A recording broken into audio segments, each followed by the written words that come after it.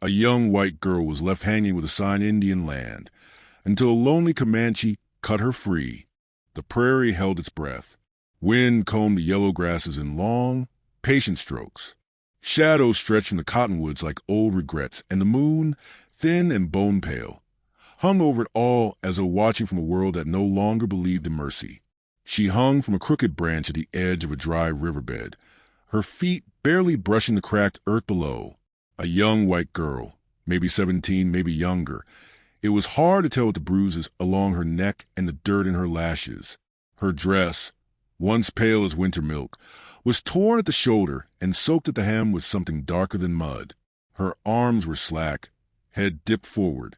A wooden sign swayed from a rope around her chest, the black letters scratched by a cruel, hurried hand. Indian land. They had left her here like a warning. But the girl was not dead. Not yet. Far across the grasslands, long past a line where even crows stopped circling, a man walked alone with no trail to follow. He moved like smoke, silent, steady, half part of the dusk itself.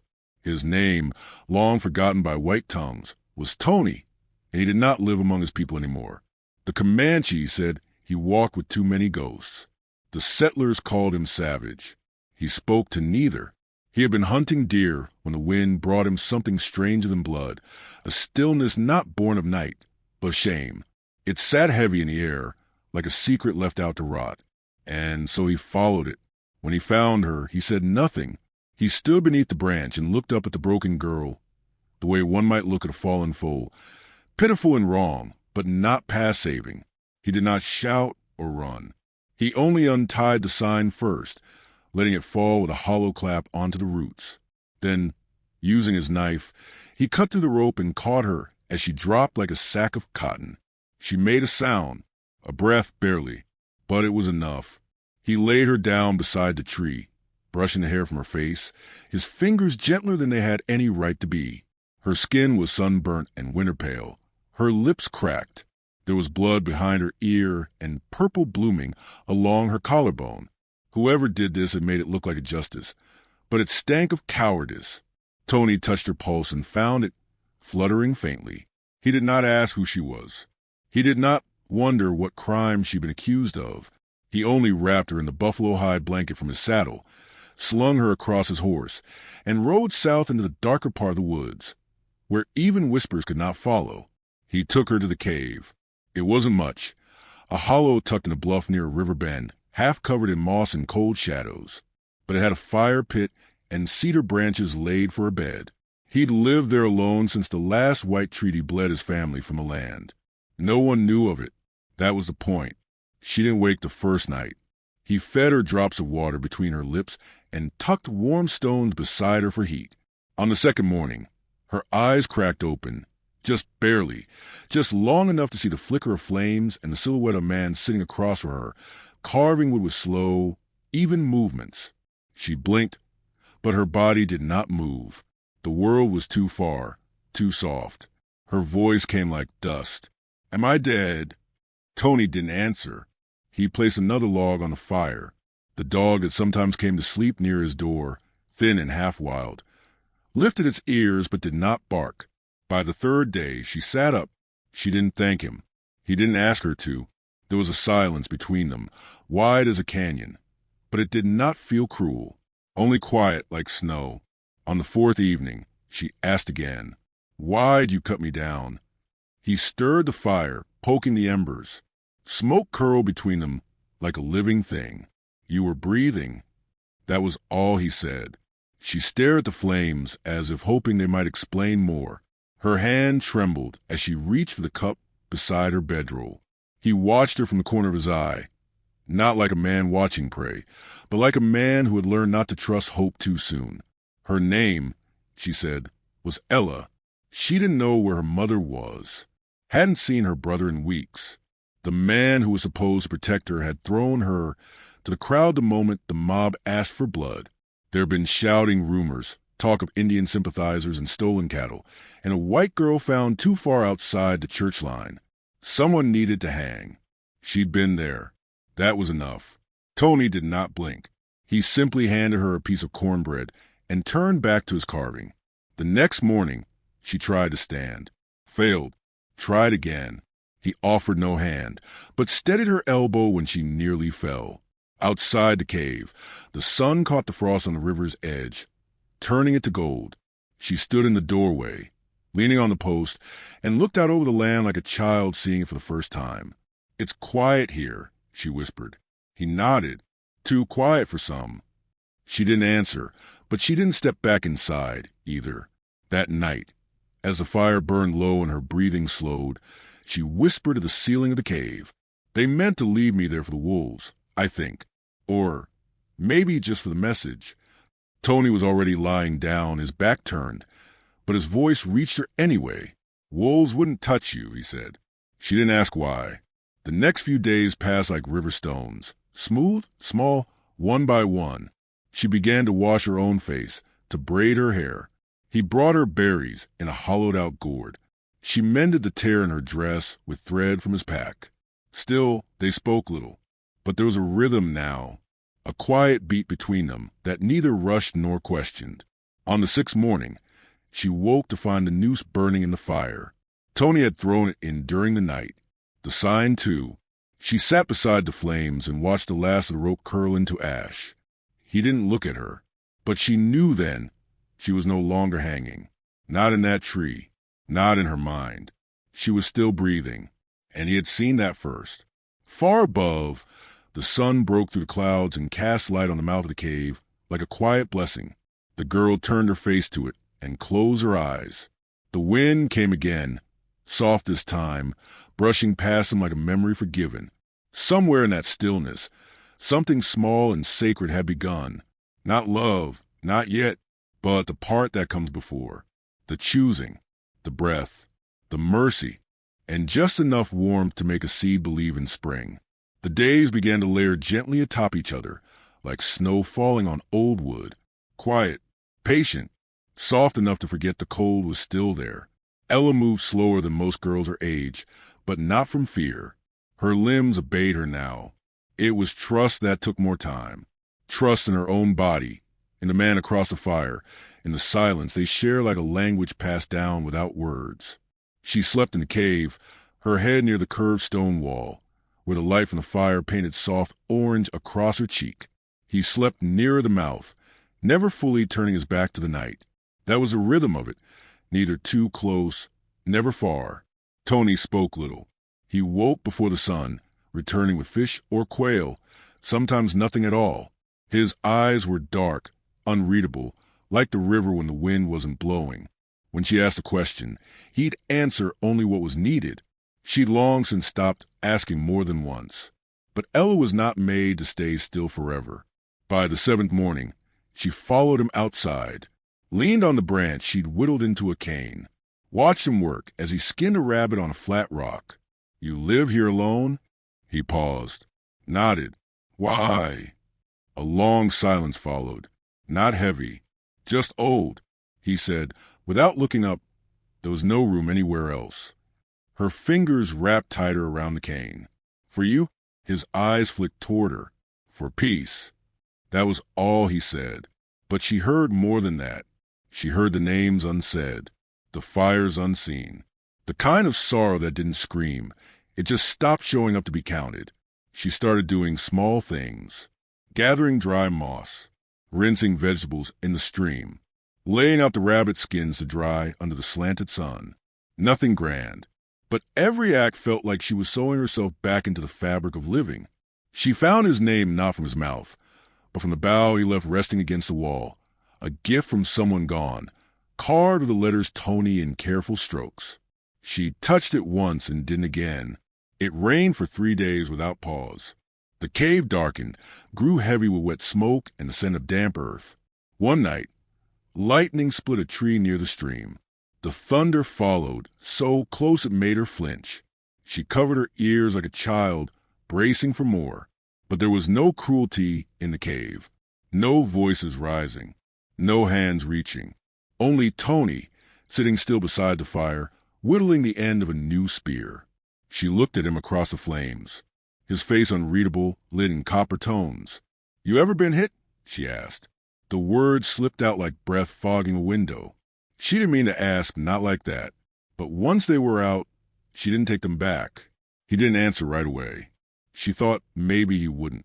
But then, in the hush of dripping rock, he said, "No, but I've seen the way a man looks when he knows he's going to do it again." She turned her eyes away, folded her hands in her lap.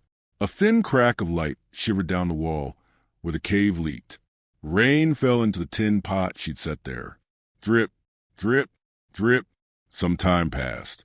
"I thought I'd marry the preacher's son," she said quietly. It wasn't a story, just a sentence with too many bones inside it. "He used to bring me river stones. Said my eyes looked like them. Told me the Lord would bless our union if I learned to keep still." Tony didn't speak. Ella swallowed, lips dry. "When his cattle went missing, someone said I had something to do with it. Said I talked to brown men near the river. His father gave the crowd a reason. Said the land was cursed because of girls like me. Told them to put a rope on it."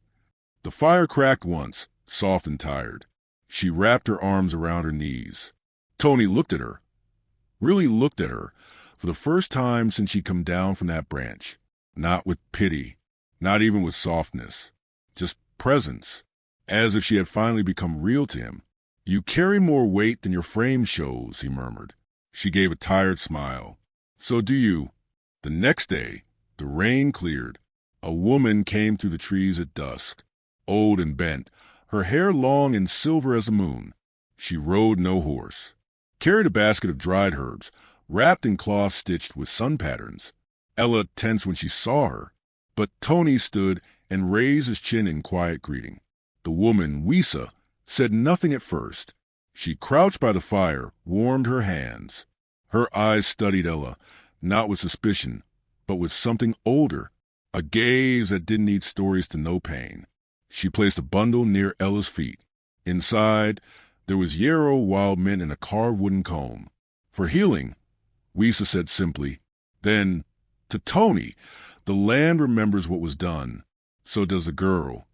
He nodded once. Wisa stayed for meal, roast quail and pine root tea, then vanished into trees as silently as she'd come. Ella watched her go. "She's Comanche too?" "Apache."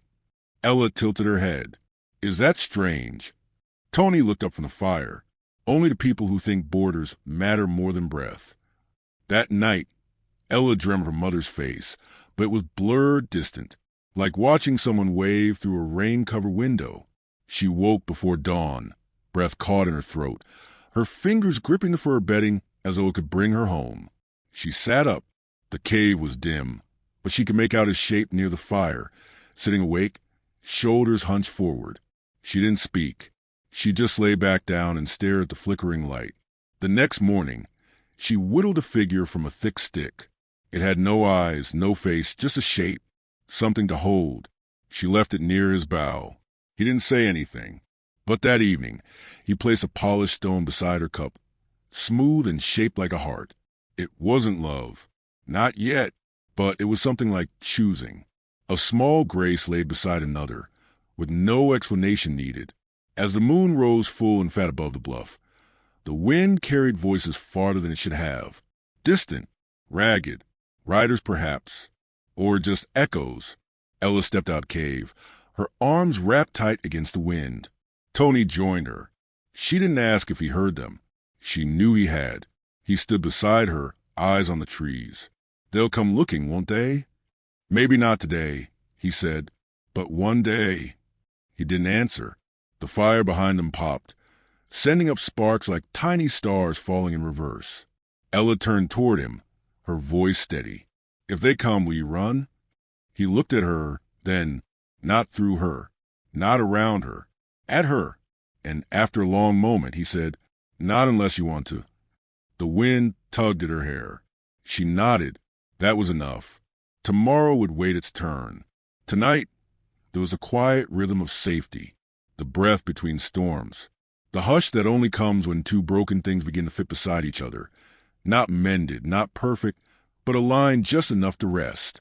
And somewhere deep inside her chest, a warmth grew, not love, not yet, but the soft, stubborn bloom of something that refused to die. The first warmth of spring came not with blossoms, but with birdsong. It seeped in slow through the trees, through the cracks in the cave, through the bones of those who had learned to flinch before the thaw. Snow was only memory now, forgotten under the dirt where seeds swelled in secret. Ella rose with the sun most days, not because she had to, but because stillness no longer soothed her. She liked the way the light bent across the river stones, how the smoke from the fire curled in golden ribbons when morning hit it just right. She swept the cave, boiled herbs. She stitched a lining inside her old dress with hide Wisa had left. It didn't look like home, but it began to feel like one. Tony watched her without watching. He moved around her, as if afraid to disturb something fragile that might take flight. But sometimes, when she turned quick, she caught his gaze lingering. Not hungry, not sad, just present, like he was learning her face the way you learn the bends in a trail you will walk for a long time. He never reached for her.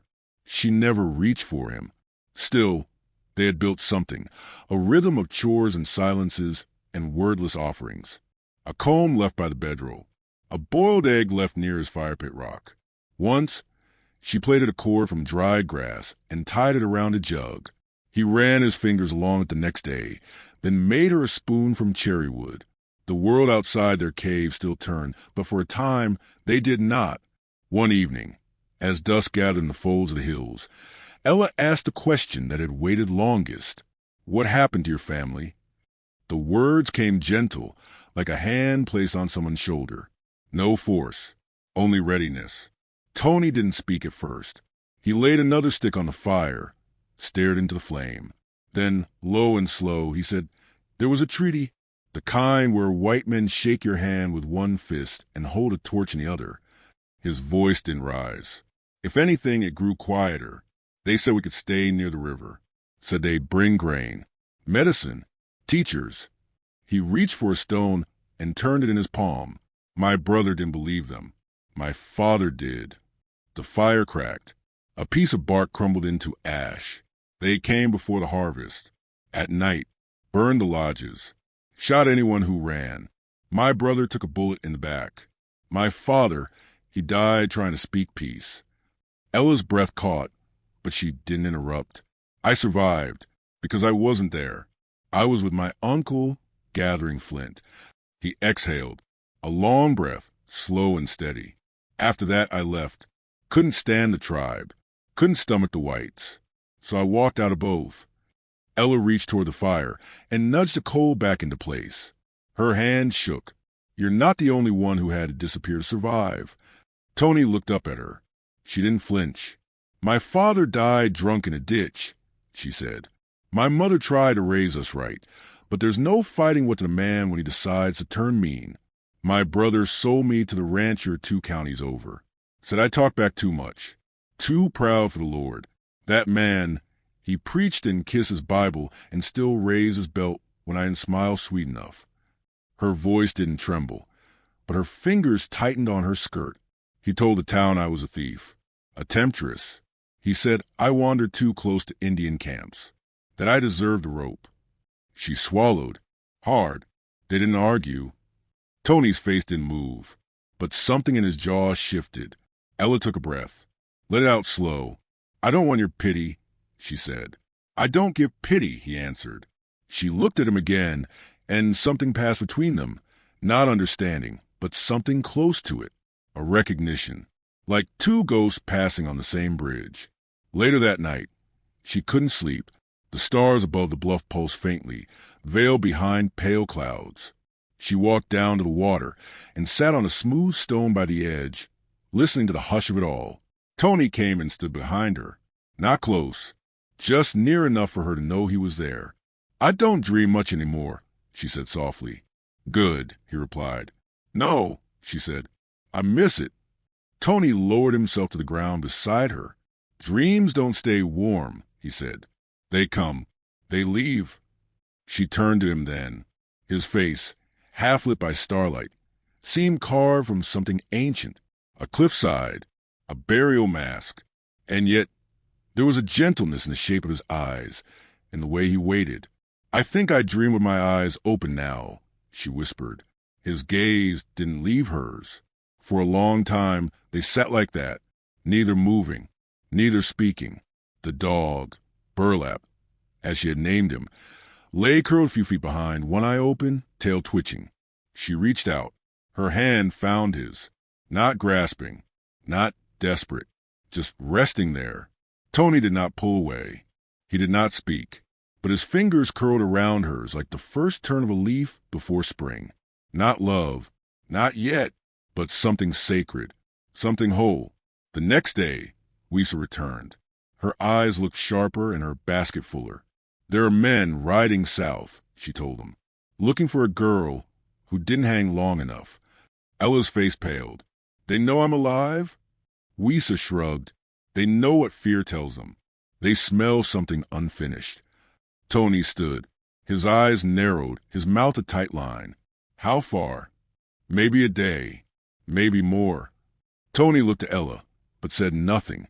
She met his gaze. I won't go back. I didn't ask you to. She nodded once.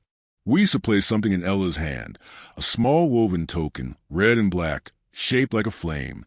For bravery, she said. Not for winning, just for standing. Then she left.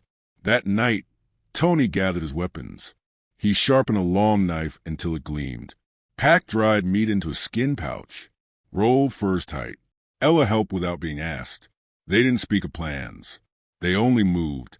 Two people who had learned that silence, when shared with care, could become a kind of music. When the stars came out, they sat together on the edge of the bluff. You scared? She asked him. He didn't answer. Because I am, she added after a while. He looked over, and his voice was soft as a worn prayer. I don't fear what comes, only losing what's worth staying for. Her eyes stung. She looked away. You don't have to protect me, she said. I'm not. Then why help me at all? He was quiet for a long time. Then, because you saw me, before I said a word. She turned toward him. I'll stay, she said, if you want me to. He didn't smile, but something shifted in his face. You already did. The wind picked up. Trees whispered like old women gossiping behind hands. Burlap barked once and went silent. They stood together, side by side. Not lovers. Not yet. But the space between them had changed shape. The ghosts no longer stood between them. They stood beside them now. And for the first time, they didn't walk alone. The wind changed first. It rolled down from the north in a steady hush, stirring the trees, flattening the grasses, carrying the scent of men not born of these hills. Boots, sweat, gun oil. Wrongness. The dog caught it before either of them did. Head up, hackle stiff, tail straight as a whip. Tony stood from the creek bed and turned toward the ridge. His shoulders shifted just enough to darken the air around him. No panic, no fear, just knowing. Ella followed his gaze. The sky looked the same. The world still sang with spring. But something in the ground whispered different. They're close now, he said. She didn't ask how he knew. She just nodded and began packing what could be carried. He didn't stop her. The cave held no future, only memory. By dusk, the fire was out, the floor swept clean.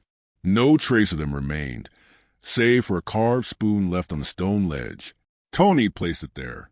Quietly, they moved east, toward the canyons where water whispered through stone and the land narrowed into paths only deer remembered.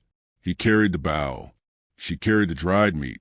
Between them, nothing passed but breath. That night, they made no fire. She lay close to him, wrapped in his blanket, listening to the heartbeat of earth beneath them. His hand never touched her skin, but his presence wrapped around her like something older than safety, a kind of promise. In the morning, they saw the smoke, thin, rising from far off, curling like a finger pointing their way. Riders. 4, maybe 5.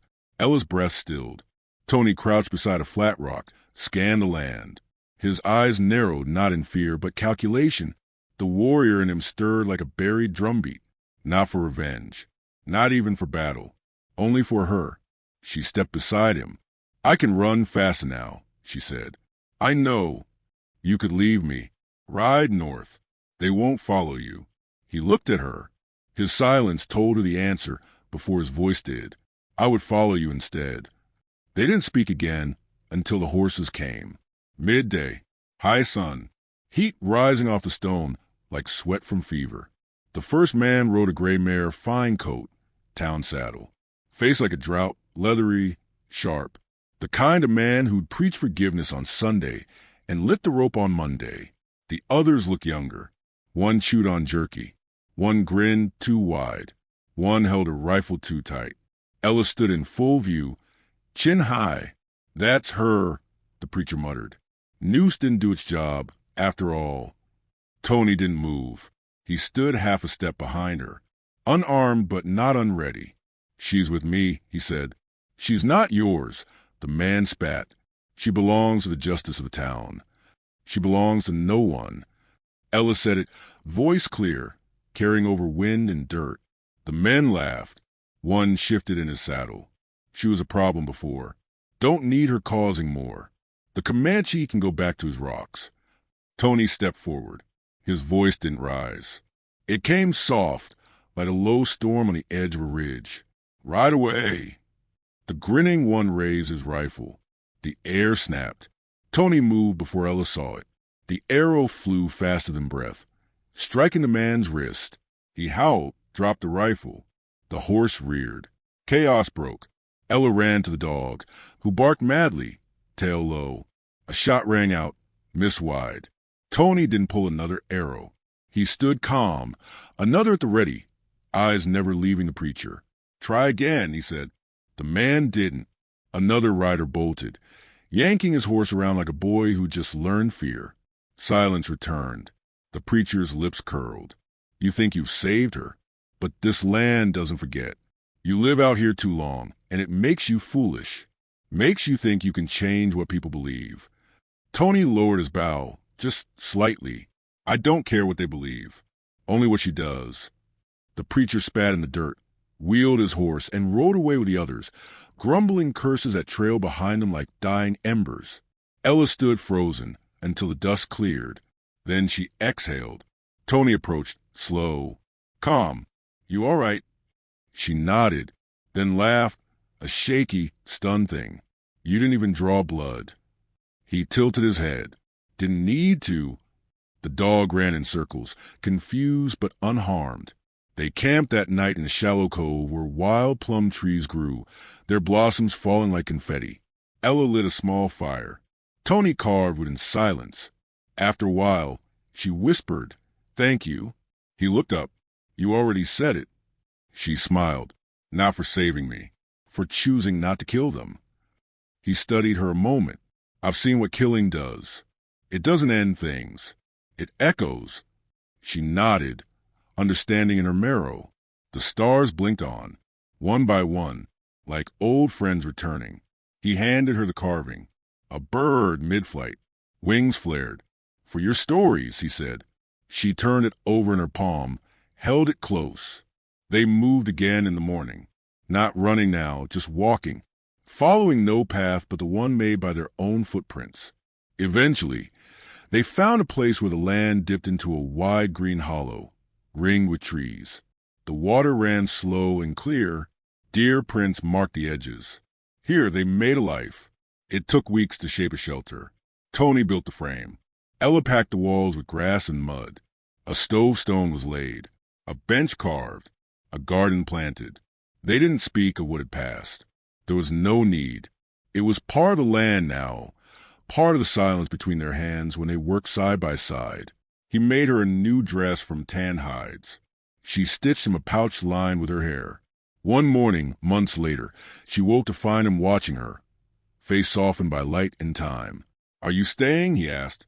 She laughed softly. I never left. He kissed her then, gently, carefully, as if kissing something that had survived a storm. They didn't name it love, but they didn't need to. It grew in the soil they tilled, in the meals they shared, in the silence they no longer feared.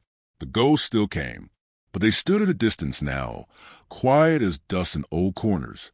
And the fire line, the place where destruction meets rebirth, had been crossed, not in flame, but in kindness, in patience, in the brave choosing of one another. If this tale stirred something in you, Subscribe for more stories that echo through the dust and silence of the Old West.